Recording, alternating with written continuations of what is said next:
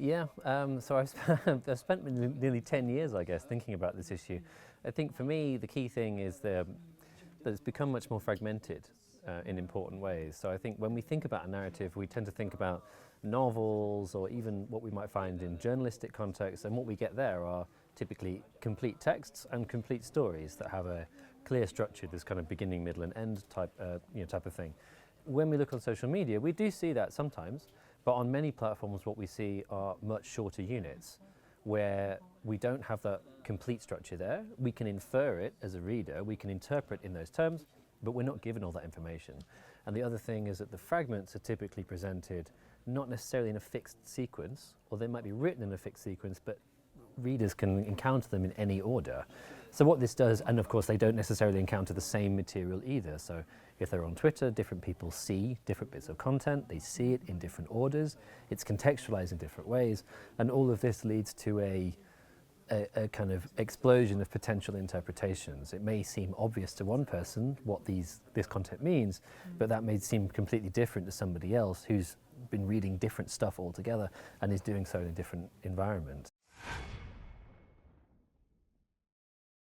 Yeah, that's part of it too. I think it's not so much an absence of context so much as a variability of context. That the context is going to be very different for different interpreters, and that's it. And I think that's likely to lead to very different interpretations. I think the question of attention span is possibly part of it as well. And then this idea I try to develop in my book as well is that we receive a lot of social media content in a state of distraction. So we don't tend to sit down, study it really carefully, think, oh, what does this really mean? It's like we encounter it, we kind of make an immediate appraisal of what it means, and we move on without ever really stopping to think about it at all.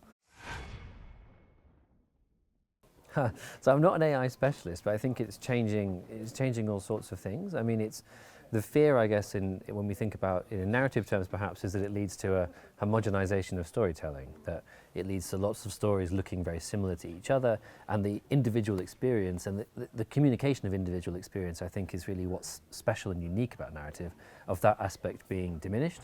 But then the more positive aspect is it can make more skillful storytellers out of all of us, perhaps. I mean, narrative is interesting because, in one sense, everyone can tell stories. My 4-year-old can tell stories, right? It seems to be a universal human characteristic, but AI can perhaps help us to do that in more elegant ways. We don't all need to be master novelists to do that.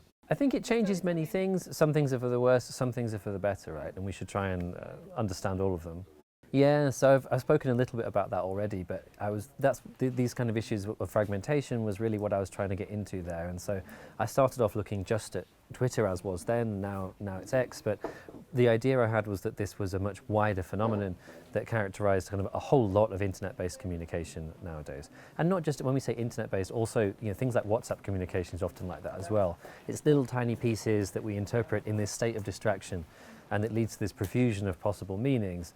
But also at the same time, I think because we're not sitting down and thinking about it carefully, the range of interpretations kind of obvious to us as individuals is quite narrow, bizarrely. So it's like it seems obvious to each of us, but it's nonetheless different to each of us in important ways. I think it's like lots of things. I think the really skillful writer, we will always need them, because I think they can let us see things that we otherwise can't. And I think that is really valuable. It's the less skilled, I think, where the question is less obvious. Same as we were in a translation forum here, it's similar for the translator. Like the middling translator, I'm not so sure. The really skilled, the ones who can do really special things, I think we'll always need them. Thank you, Dr. Nell. You're very welcome. Thank you so much for having me.